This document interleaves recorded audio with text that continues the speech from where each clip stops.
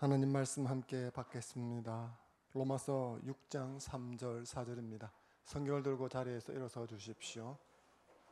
자막을 참조하셔도 되겠습니다. 3절 4절 두 절입니다. 같이 한 목소리로 읽겠습니다. 시작. 무릇 그리스도 예수와 합하여 우리는 그의 죽으심과 합하여 세례를 받은 줄을 알지 못하느냐. 그러므로 우리가 그의 죽으심과 합하여 세례를 받음으로 그와 함께 장사되었나니 이는 아버지의 영광으로 말미암아 그리스도를 죽은 자 가운데서 살리심과 같이 우리로 또한 새 생명 가운데서 행하게 하려 함이라. 아멘. 하나님을 예배하러 오신 여러분 주의 이름으로 축복합니다. 옆 사람 인사하겠습니다. 샬롬 잘 오셨습니다 하면 인사해 주십시오. 앞뒤로 인사하겠습니다. 샬롬 복 받으세요 인사해 주십시오. 하나님을 예배하는 자에게 하나님의 은혜를 부어 주실 줄로 믿습니다. 오늘은 세례받은 우리는 이라고 하는 제목으로 은혜를 나누려고 합니다. 지난 2주간에 걸쳐서 저희들은 하이델베르그 요리문답을 살펴보고 있습니다. 성례란 뭔가 하는 것에 대해서 보고 있죠. 그리고 지난 2시간을 통해서 성례는 단 2개 외에는 없다 하는 것을 배웠습니다. 자, 2개의 성례는 뭐죠? 하나는 세례, 하나는 성찬입니다. 오늘은 그 중에서 세례에 대해서 한번 알아보려고 합니다. 세례의 정의가 뭔가? 세례란 뭘까? 세례의 기원은 어디에 있을까? 또 세례 주는 방법은 어떤 게 있을까? 세례의 진정한 목적은 뭘까? 이런 것들을 한번 살펴보려고 합니다. 먼저 세례는 뭔가 하는 것을 한번 보고자 합니다. 세례의 한자는 씻을 세자에 예절 예자 혹은 예식 예자를 씁니다. 그래서 씻는 예식이다 그런 의미죠. 그렇다면 뭘 씻는 걸까요? 자, 발을 씻는 걸까요? 발을 씻으면 뭐라고 그럽니까? 세족이라고 그러죠. 발족자를 써서. 손을 씻는 것은 뭐라고 그럽니까? 세수라고 그럽니다. 얼굴을 씻는 것은요? 세안이라고 그러죠. 이렇게 뭘 씻는 걸 이야기했는데 세례는 안 나왔습니다. 그죠? 그럼 세례는 뭘 씻는 걸까요? 하이델베르그 요리문답 주보를 여러분이 참조하시면 좋겠습니다. 69문을 한번 보겠습니다. 여기에 답이 있죠. 제가 문을 물으면 여러분이 답을 읽어주시면 좋겠습니다. 묻겠습니다. 그리스도께서 십자가 위에서 이루신 단번의 제사가 당신에게 유익이 됨을 거룩한 세례에서 어떻게 깨닫고 확신합니까? 그리스도께서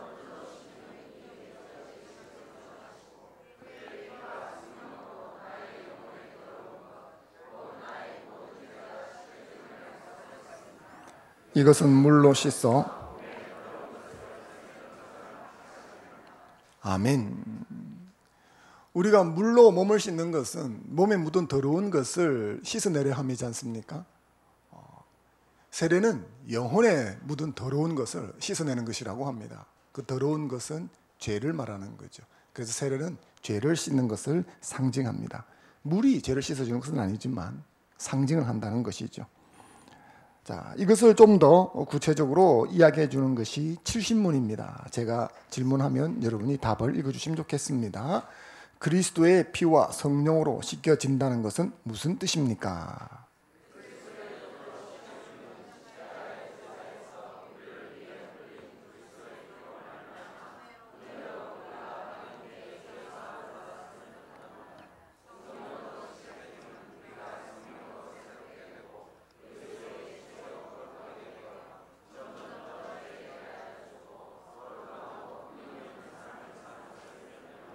아멘. 70문은 69문을 보충하면서 죄를 씻는데 그리스도의 피로 죄를 씻고 성령으로 씻는다 해서 분리해서 가르쳐주고 있습니다.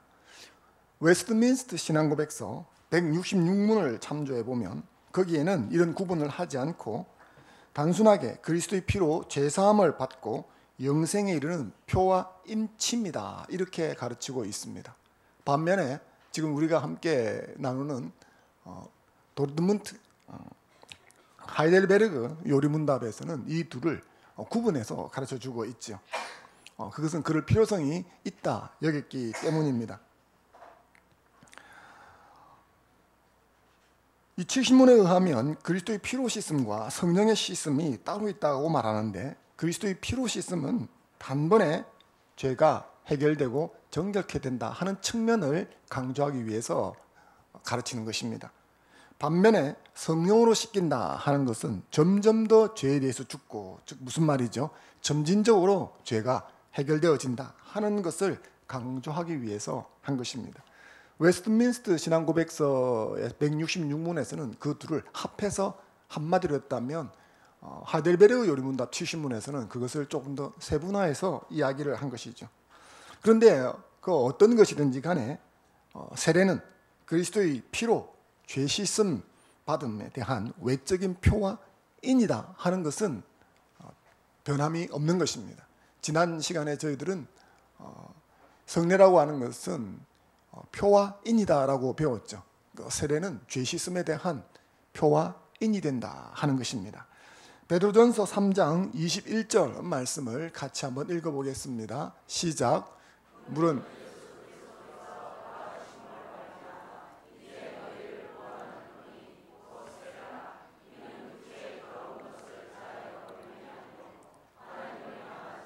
양심의 간군이라. 아멘. 세례는 구원하심의 표다, 그런 이야기를 성경이 가르쳐주고 있습니다.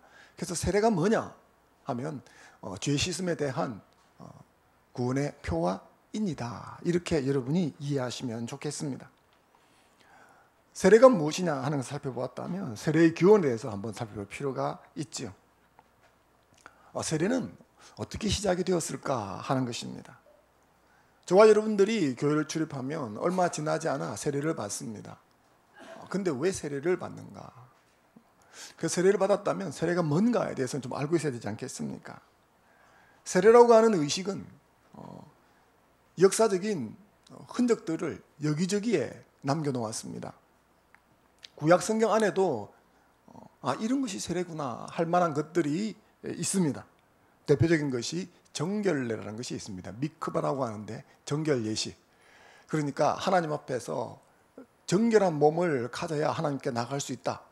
이것을 가르치는 율법이 정결예법입니다. 주로 레위기서에 많이 기록이 되어 있죠. 예를 들면 시체를 만진 사람은 부정한 사람이 되어집니다. 예를 들어서 초상을 치른다든지 길을 가다가 시체를 접하게 되었다면 이 사람은 부정을 입게 되는 거죠.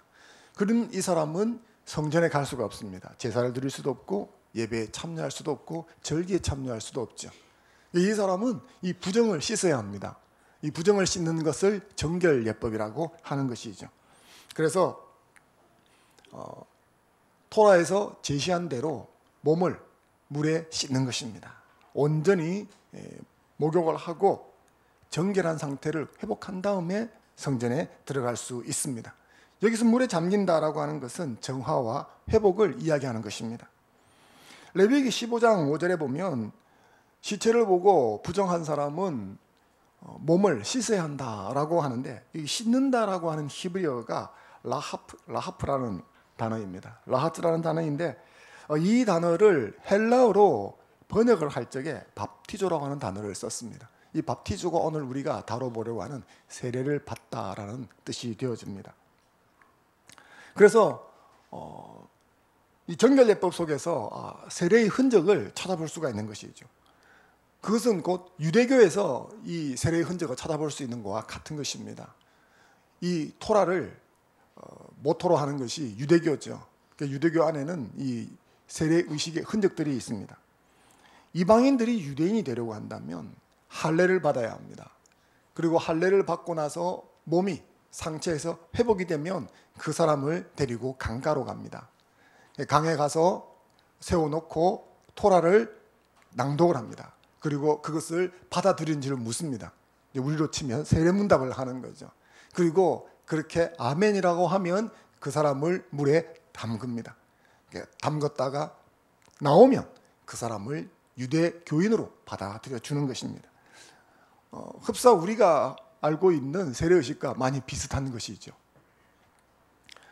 이런 구체적인 예를 어디서 볼 수 있느냐 하면 신약 성경에서 우리가 세례 요한이라고 부르는 분의 사역에서 볼 수가 있습니다. 세례 요한은 요단 강가에서 많은 사람에게 세례를 주었습니다. 자신에게 나오는 사람들을 물속에 집어넣었다가 다시 일으키는 것, 이것을 신약 성경에서는 세례라고 부르는데, 세례라는 단어가 쓰여진 첫 번째 케이스입니다. 예수님도 이 요한에게 세례를 받으셨죠. 요한이 거부를 했지만 예수님께서는 구태여 요한에게 세례를 받으셨습니다. 이런 것들이 성경 안에서 혹은 또 유대 역사 속에서 가만히 보면 세례라는 것들이 이런 식으로 이전에 먼저 흔적들이 있었구나 하는 것을 알 수가 있습니다. 그래서 교회에서, 특별히 개신교회에서 세례라고 하는 것을 성례로 받아들이고 그 의식을 시행할 때 이런 역사적인 배경에서, 그래서 이런 것들이 예수님 때 와서 혹은 초대교회에 와서 발전되고 정립된 것이 세례구나라고 생각하게 되어집니다. 하지만 그렇지 않습니다. 세례는 지금 제가 여러분들에게 말씀드렸던 이와 같은 기원 역사 배경하고는 전혀 상관이 없습니다. 세례가 개신교회 안에 단 2개밖에 없는 성례 중 하나로 자리 잡게 된 것은 이런 역사적 전통 배경 때문이 아니라 예수님의 명령 때문입니다. 여러분이 익히 잘 아시는 말씀을 같이 한번 읽어보면 좋겠습니다. 마태복음 28장 19절입니다. 읽겠습니다. 시작. 그러므로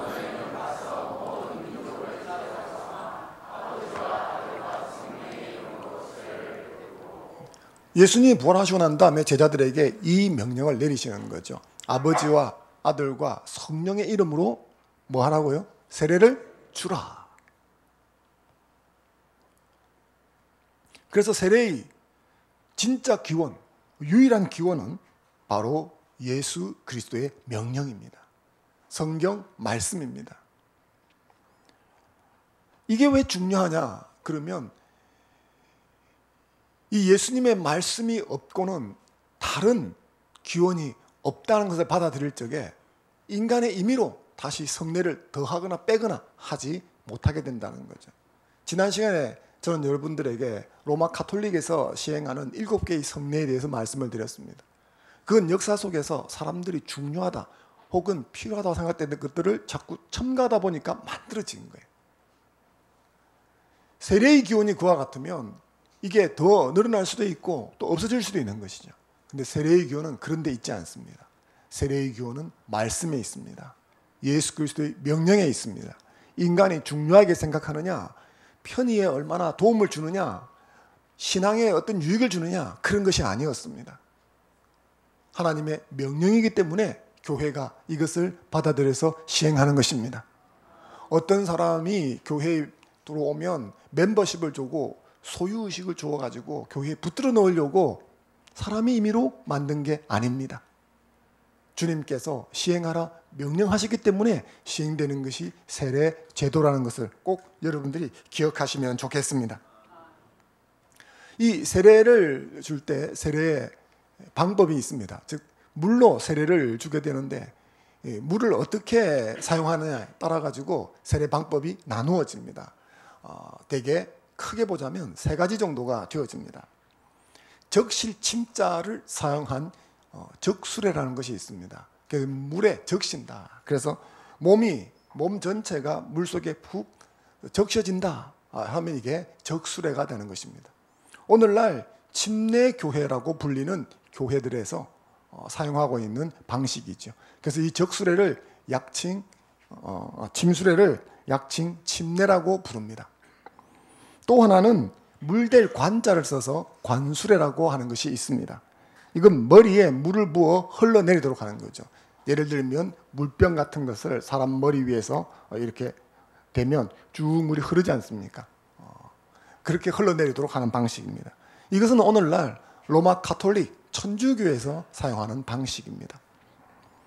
그 다음 뿌리를 살자를 사용해서 살수례라는 것이 있습니다. 그러니까 물을 뿌린다는 거죠. 그러니까 몸에 물을 뿌리는 것, 형태.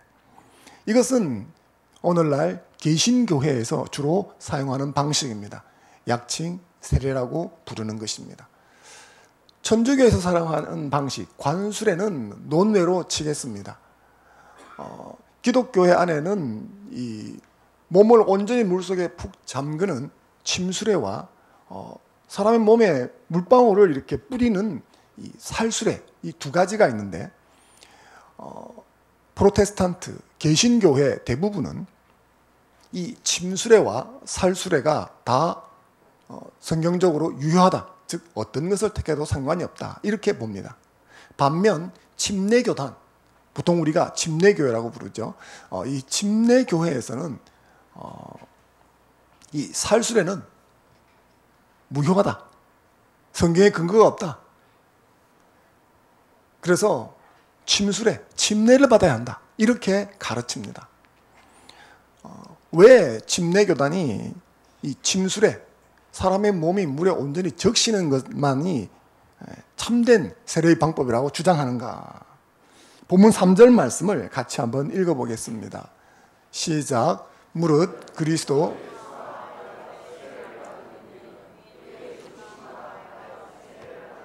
알지 못하느냐. 세례를 받다, 세례를 받은, 저게 동사입니다. 세례를 받다. 헬라세계, 헬라어에서 세례를 의미하는 단어는 크게 보면 두 가지가 있습니다. 하나는 밥토라고 하는 단어이고 하나는 밥티조라고 하는 단어입니다. 둘 다 담긴다, 담그다, 잠그다, 잠긴다 그런 뜻을 가지고 있습니다. 그런데 이 두 단어는 아주 미묘한 뉘앙스 차이를 가지고 있습니다. 밥토라고 하는 단어는 잠기기는 잠기는데 잠깐 잠긴다. 그러니까 살짝 들어갔다가 나온다는 그런 의미입니다. 밥티조는 잠기기는 잠기는데 영구적 변화가 일어날 때까지 담근다 하는 것입니다. 그러면 제가 여러분들에게 묻겠습니다. 오이 피클을 만들고 싶습니다. 소금 식초물에 오이를 담급니다. 자, 잠깐 담갔다가 빼낼까요? 아니면 이 영구적으로 변화가 일어날 때까지 오래 담궈둬야 하나요? 오래 담궈둬야 하죠. 그때 사용되는 단어가 밥티조입니다. 그러니까 물을 잠깐 뿌리거나 물에 잠깐 노출되는 것으로는 오이피클이 안 된다는 거죠. 그런 의미가 바로 이 밥티조입니다. 로마서 6장 3절에 사용된 세례를 받다 하고 할 적에 쓰여진 단어가 밥토가 아니고 밥티조입니다. 세례를 받는다라고 할 적에 주로 사용되는 단어가 밥티조이죠. 그러니까 항구적 변화가 일어날 때까지 오래 담근다. 그러니까 살짝 물에 노출되는 것은 그 의미를 전달할 수 없다. 그래서 침례교도들은 지금도 교회 본당에 침례조라고 하는 것을 만들어 놓고 거기에서 침례를 줍니다. 그러니까 물속에 푹 잠기도록 이렇게 하는 거죠. 그래서 이 밥티조라고 하는 이 단어의 어원적 의미만을 본다면 침례교도들이 하는 말이 상당히 일리가 있습니다. 침례교도들은 이 침례 형식을 주장하기 위해서 종교개혁 당시에 상당히 많은 사람들이 죽었습니다. 이 방식을 고수하다가 말이죠. 그래서 지금 침례교단에 침례조가 있고 침례 형식을 고수하는 것은 그와 같은 역사적 배경을 가지고 있는 것입니다. 실제로 성경을 보면, 신약 성경을 보면 이 몸을 잠근다 하는 것이 옳은 것처럼 보여집니다. 예를 들어서 좀 전에 설명을 드렸지만 침례 요한이 세례 요한이 세례를 줄 적에 요단강의 사람들을 푹 담갔다가 빼지 않습니까? 물을 몇 방울 뿌리는 그런 게 아니었거든요. 빌립이 광야에서 에티오피아 내시를 만나서 세례를 주는 장면이 있습니다. 그때도 물이 있어서 물로 갔다 하니까 이게 아마 오아시스 같은 것으로 보여집니다. 그러면 몸을 푹 담그는 거죠. 그래서 침례교회가 주장하는 몸을 완전히 물속에 담그는 것이 성경적인 방식이다. 이렇게 생각할 수 있습니다. 하지만 단어 하나를 보고 그 어원 하나에서 어떤 교리를 주장하고 절대적인 진리를 주장하는 것은 상당히 위험한 것입니다. 왜냐하면 성경 전반을 볼 적에 그렇지 않은 경우도 많이 있는 것이죠. 누가복음 11장 38절 말씀을 같이 한번 읽어보겠습니다. 자, 같이 읽겠습니다. 시작. 잡수시기 전에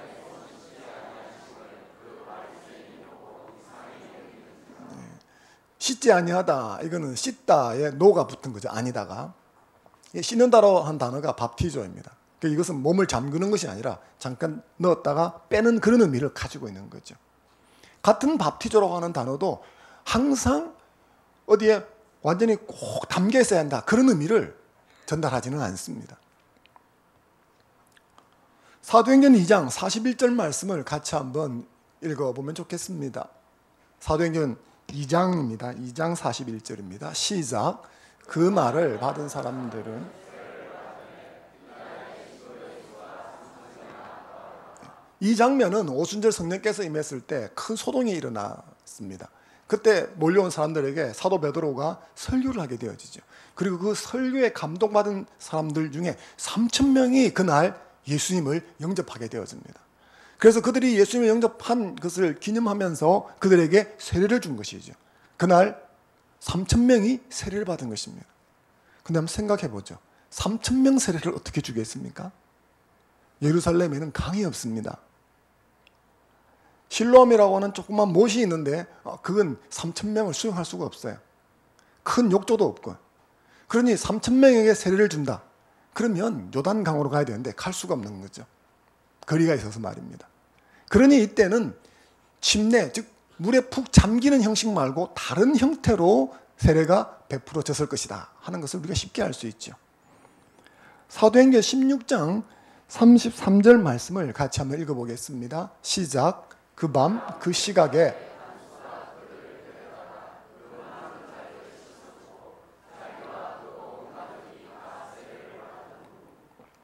이 말씀은 바울과 실라, 바울팀이 빌립보에 선교할 때 이야기입니다. 억울하게 붙잡혀가지고 매를 맞습니다. 그리고 지하 감옥에 갇히게 되어졌습니다. 하지만 바울과 실라는 억울해하지 않고 오히려 그 지하 감옥에서 찬양하고 기도했습니다.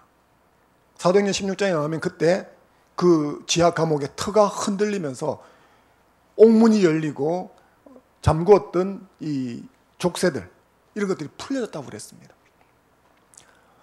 죄수들 입장에서는 이게 환호할 만한 일인지 모르지만 간수 입장에서는 이게 재앙인 것이죠. 이 죄수가 도망을 가면 간수가 로마법에 의하면 자기 목숨으로 대신해야 했었습니다. 그래서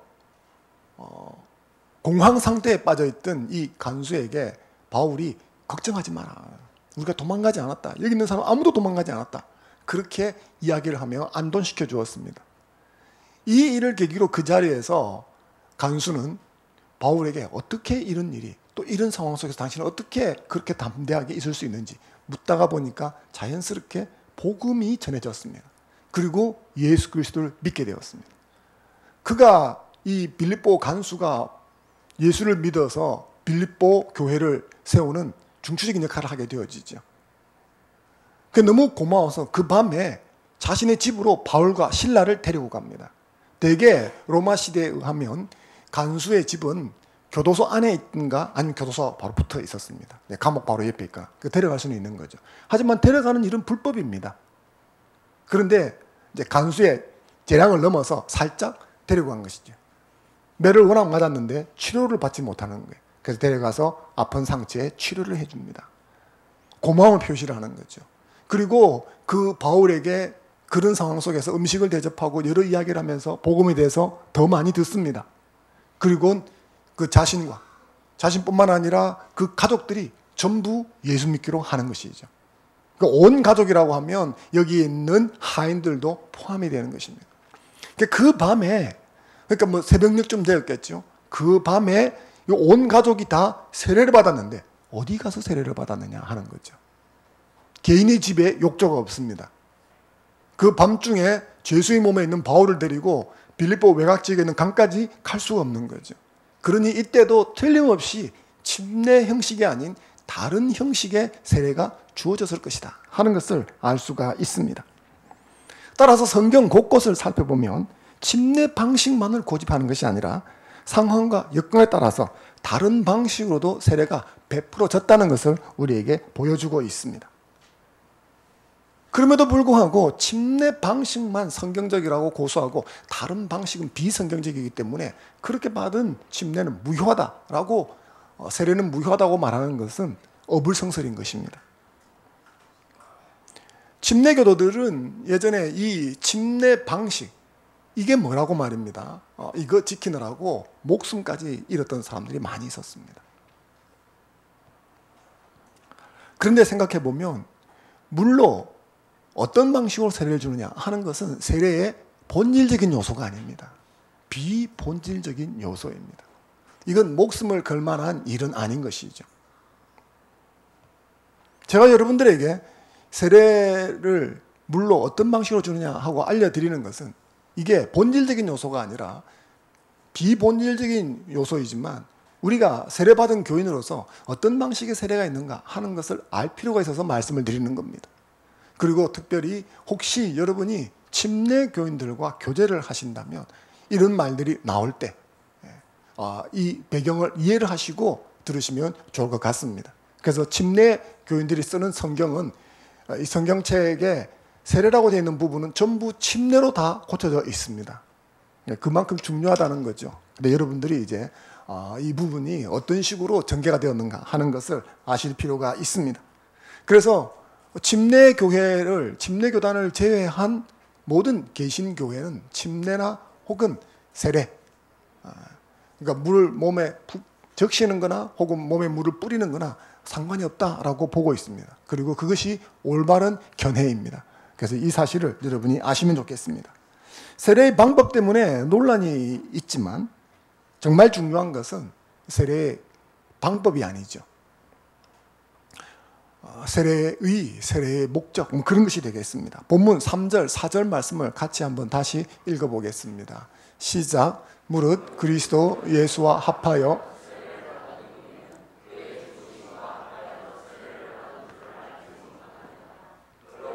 우리가 그의 죽으심과 합하여 세례를 받음으로 그와 함께 이는 아버지의 영광으로 말미암아 가운데서 살리심과 우리로 또한 새 생명 가운데서 행하게 하려 함이라. 아멘.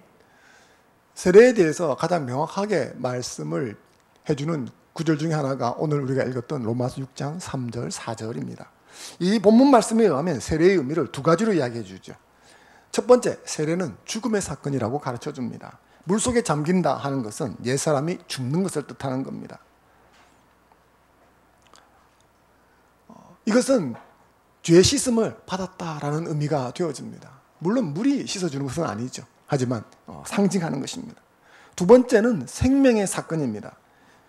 물 밖으로 나온다는 것은 살았다라는 의미가 되는 거죠. 예수님의 부활 사건을 받아들임으로써 우리가 새 생명을 가지게 되었다라는 뜻입니다. 즉, 옛 사람은 예수님과 함께 죽고 새 사람이 예수님과 함께 다시 산다라는 것이 세례에 담겨 있는 것입니다. 세례는 이제 내가 사는 것은 믿음 안에서 사는 것이며 예수님이 내 인생의 주인이라고 회중 앞에서 고백하는 믿음의 행위인 것입니다. 그래서 세례의 중요한 점은 우리가 예수와 함께 죽었다가 예수와 함께 살았으니 이제부터는 예수와 함께 사는 자다라는 것입니다. 몸이 물속에 들어갔든지 아니면 몸에다가 물방울을 몇 방울 이렇게 뿌렸든지와 상관없이 새 생명 가지고 예수와 함께 사는 것, 이게 더 중요하다는 겁니다. 많은 사람들은 세례에 대해서 오해를 합니다. 많은 신자들은 아니라고 하면서도 사실은 세례를 예수 믿을 적에 한 번 받는 것인데 그러고 끝이라고 생각을 합니다. 우리가 신자가 되면 곧이어 세례를 받지 않습니까? 그리고 세례는 한 번 받습니다. 근데 신자가 되자 얼마 지나서 세례를 받으니까 그러고 나서는 세례를 안 받았지 않습니까? 그러니까 세례라고 하는 것은 예수 믿고 처음에만 관여하는 것이라고 오해를 한다는 거죠.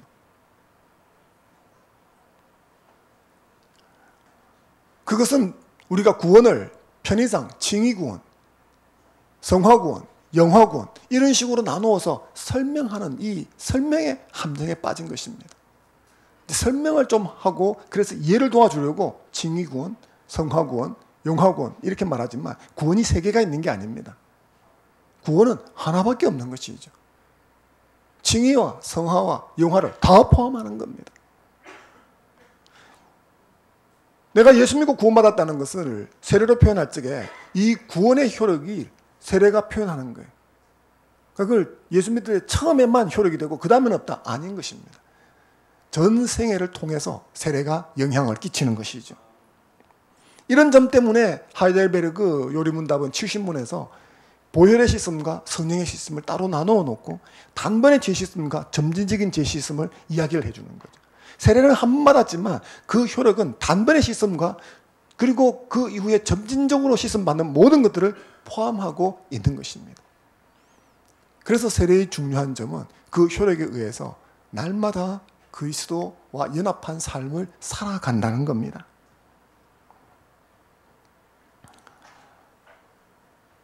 제가 사진을 한 장 보여드리겠습니다. 저런 것을 뭐라고 부릅니까? 한옥이라고 그러죠. 무슨 집일까요? 예, 기와집입니다. 예, 건축 전문가는 다르시군요. 이게 그냥 한옥인데 제가 무슨 집이냐고 물어보면 여러분이 답하기 어렵습니다. 자, 저 집은 교회입니다. 108년 전통을 자랑하는 교회입니다.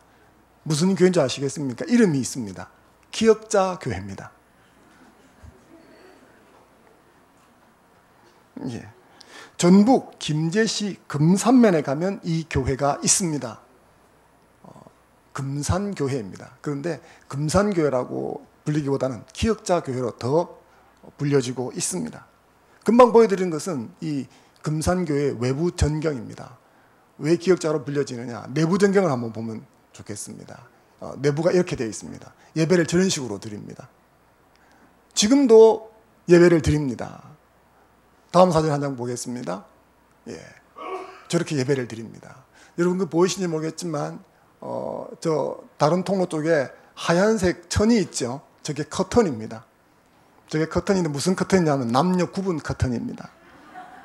예, 그래서 이쪽에는 남자 성도님들이 예배를 드리면 저쪽에는 여자 성도님 예배를 드리는데 얼굴이 부딪히니까 커튼을 쳐놓고 못 보게 하고 예배를 드렸습니다. 예. 저도 그런 예배를 드린 적이 있습니다. 올라가면 커튼 이렇게 쳐놓고 오른쪽은 남자, 왼쪽은 여자 저렇게 예배를 드린 것이죠. 저기가 기역자 교회입니다. 이 교회 건물은 108년이 되었지만 상당히 잘 보존이 되어 있고 아름답게 보존이 되어 있어서 그 자치구에서 명물로 지정을 해놓았습니다. 그리고 교회 100년 역사가 넘기 때문에 성지로 해당이 되어서 많은 크리스찬들이 방문을 하고 있습니다. 오늘날에도. 여러분들이 전북 김제에 가시면 시간 되시면 꼭 저 교회를 한번 가보시기 바랍니다. 들리는 말에는 그 교회 옆에 맛있는 집도 있다고 합니다. 이 교회가 기역자 교회로 아름다운 것은 건물도 아름답지만 사실은 이 교회의 건물보다 더 아름다운 이야기가 전해져 내려오기 때문입니다. 자, 다음 사진을 한 장 보겠습니다. 저기 동그랗게 제가 해놓았는데 여러분이 가셔서 이제 한번 확인해 보시기 바랍니다. 저기에 인물 사진이 걸려 있습니다. 저 동그라미에는 있는 저 인물 사진 초상화는 목사님입니다. 이분입니다. 이자익 목사님이십니다. 다음 사진을 한 장 보겠습니다. 가면 또 저런 사진도 걸려 있습니다. 저분은 이 금산교회에서 배출한 장로님입니다. 저분의 성함은 조덕삼입니다. 조덕삼 장로님입니다. 네. 다음 사진 한 장 보겠습니다. 두 비교해 보면 자, 조덕삼 장로님은 지역의 유지였습니다. 지역의 유지고 저 머리 위에 간 쓴 거 보시면 알겠지만 양반입니다. 1904년 테이트 선교사를 통해서 예수님을 영접하게 되었습니다. 복음을 받아들인 조덕삼은 세례받고 세례교인이 됩니다. 그리고 자신의 사랑채를 교회로 내어놓습니다. 그 성경에 보면 너희 집의 교회 이런 게 있지 않습니까? 이 조덕삼 장로님도 자기 집을 교회로 내놓은 거죠. 여러분이 보셨던 기역자 교회, 이게 조덕삼 장로님의 사랑채가 되는 것입니다. 여기에서부터 금산교회가 시작이 되었습니다. 그런데 이 집에 머슴이 하나 있었는데 그 머슴의 이름이 이자익입니다. 이자익은 남의 출생인데 조실 부모 했었습니다. 그러니 몹시 가난했겠죠. 이리저리 떠돌다가 이 금산에 와서 조덕삼을 만나게 되어집니다. 그리고 불쌍히 긴 조덕삼으로 인해서 그 집에 말을 돌보는 마부로 취직을 합니다. 그걸 머슴이라고 그러죠. 그리고 그 집에는 마구간만 있었던 것이 아니라 교회가 있었습니다. 그래서 이자익도 이 조덕삼의 영향을 받아서 복음을 듣고 예수를 믿게 되었습니다. 세례를 받고 세례 교인이 된 겁니다. 세월이 흘러 이 금산교회는 장로를 세우고자 장립 투표를 하게 되어집니다. 그리고 최종적으로 한 명을 뽑는데 2명의 후보가 최종 후보로 올라왔습니다. 아름다운 이야기가 되려면 최종 후보가 누구 해야 되겠습니까? 조덕삼, 이자익. 이 두 사람이 올라온 거죠. 이것 자체가 이 금산 지역의 뉴스가 되었습니다. 한 사람은 양반이고 한 사람은 상놈입니다. 반상의 구별이 뚜렷하게 살아있던 때였습니다. 근데 거기에서 양반과 상놈이 같은 레벨에서 투표를 한다. 있을 수 없는 일이 지금 벌어지고 있는 거죠. 그런 상황 속에서 투표를 했습니다. 누가 장로님이 되었을까요? 이자익이 장로가 되었습니다. 그래서 교회가 술렁이고 사람들이 술렁이게 된 것이죠. 만약 이 장면에서 조덕삼이 뭐 이런 경우가 있나 하면서 발로 문을 뻥 차고 나가면 어떻게 되겠습니까? 모든 건 끝장이 되는 겁니다. 그래서 다들 결과가 나왔는데 나는 이자익을 찍어도 다른 사람들은 조덕삼을 찍겠지. 이러다가 이자익이 된 거죠. 그럼 막상 저질러 놓고 이자익이 장로가 되니까 걱정이 되는 거예요. 이때 조덕삼이 앞에 나서서 의사진행 발언을 합니다. 제가 읽어드리겠습니다. 금산교회 성도들은 참으로 훌륭한 일을 했습니다. 저희 집에서 일하는 이자익 청년은 저보다 신앙의 열정이 대단합니다. 그를 뽑아주셔서 참으로 감사합니다. 멋지지 않습니까? 오늘날 한국교회에서도 장로님 뽑는다 그러면 초비상 상태입니다. 그리고 떨어진 분들은 문을 박차는 것이 아니라 부수고 나갑니다. 그런데 거기에 비하면 어떻습니까? 이 조덕삼 씨는 대단한 분이죠. 그리고 이후에 이 금산교회에서 조덕삼 씨를 장로로 세웁니다. 두 분이 장로로 이렇게 활동을 하는데 나이는 조덕삼이 더 많죠. 신앙의 열정이 타오르고 있던 이자익을 보고 조덕삼은 신학교에 갈 수 있도록 배려를 해줍니다. 그래서 학비를 다 대어줍니다. 그래서 이 경제적인 후원을 받아서 이자익은 신학을 하게 되어집니다. 그리고 신학을 수료하고 목사 안수를 받죠. 목사 안수를 받고 난 다음에 조덕삼 장로가 무슨 일을 했을까요? 금산교회 담임 목사로 청빙을 했습니다. 그리고 한평생 이자익 목사를 담임 목사로 섬기면서 살았습니다. 이것이 이 금산교회에 내려오는 전설 따라 삼천리입니다. 정말 아름다운 이야기지 않습니까? 자신의 머슴을 목회자로 세우고 섬기고 존중하며 살았다. 구한말, 유교의식을 가진 양반에게서는 정말 있을 수 없는 일이었습니다. 그런데 저는 이것이 세례받은 사람의 본연의 모습이라고 생각합니다. 빌립보서 1장 20절, 21절 말씀을 같이 한번 읽어보겠습니다. 시작. 나의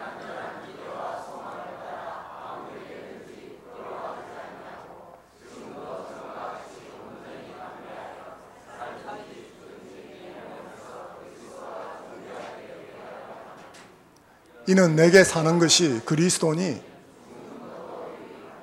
아멘.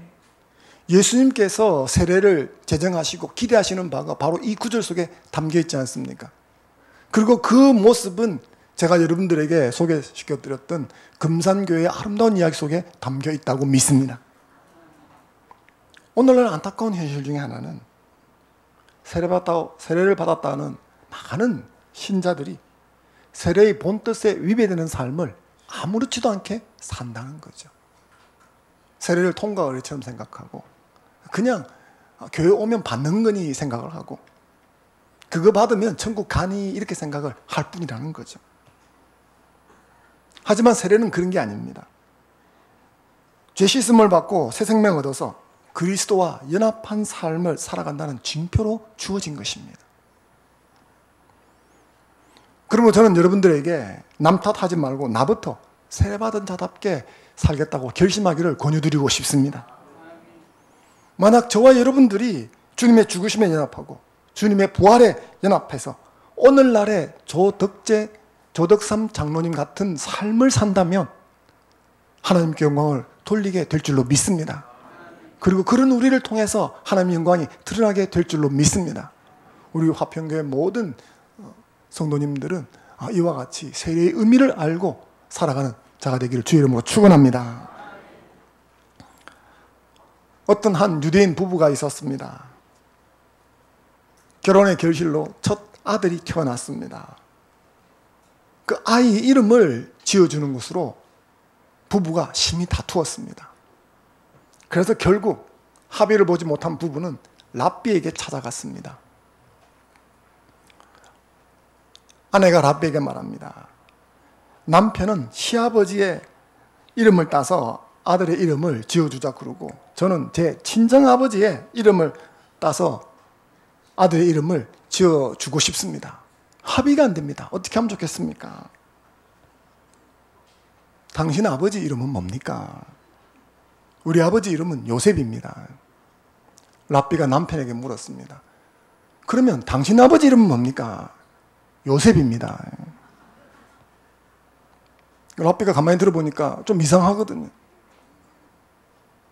아니, 남편 아버지 이름도 요셉이고 아내 아버지 이름도 요셉이면 뭐가 문제가 됩니까? 그러자 아내가 이렇게 이야기를 합니다. 우리 시아버지는 말도둑놈이었습니다. 제 친정아버지는 정직한 사람이었습니다.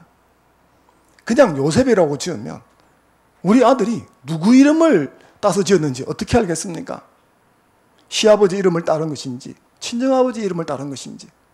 저는 제 아들에게 친정아버지 이름을 따라서 이름을 지어주고 싶지 그 말도둑이었던 시아버지 이름을 따라서 지어주고 싶지 않습니다. 랍비가 잠깐 시간을 달라고 생각을 했습니다. 어떻게 하면 좋을까? 그러다가 이렇게 대답해 주었습니다. 그 아이를 그냥 요셉이라고 이름을 지으세요. 그리고 나서 그 아이가 컸을 때 말도둑놈이 되는지 정직한 사람이 되는지 지켜보십시오. 말도둑놈이 되면 시아버지 이름을 딴 겁니다. 정직한 사람이 되면 당신 아버지 이름을 따른 것이겠지요. 그렇습니다. 세례를 무슨 방법으로 받느냐? 그건 그렇게 중요한 게 아니죠. 세례를 받고 난 이후에 그의 삶이 누구의 이름으로 세례를 받았냐를 결정해 주는 것입니다. 아무리 물속에 몸을 확 적셨어도 세례받은 이후에 도둑놈처럼 살면 예수의 이름으로 세례를 받은 게 아니에요. 그죠? 네. 세례받은 자답게 살아가는 것이 참으로 중요한 줄로 믿습니다. 갈라디아서 2장 20절 말씀을 같이 한번 읽겠습니다. 시작. 내가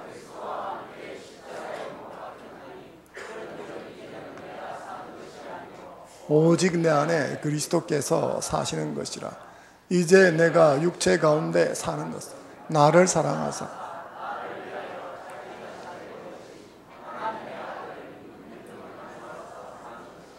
아멘. 세례 받으신 여러분, 세례 받은 자께 살기를 주의 이름으로 축원합니다. 세례 받은 그 짐을 기억하셔야 됩니다. 함부로 마구잡이로 살지 마십시오. 그냥 아무나 보고 욕하지 마시고, 운전하실 때 욕하지 마십시오. 집에 가서 자녀에게, 만만한 사람에게 막 욕하지 마십시오. 여러분은 세례받은 사람입니다. 세례받은 자답게 살아가는 여러분 되시기를 주의 이름으로 축원합니다. 잠시 주신 말씀 붙들고 함께 기도하는 시간 갖겠습니다.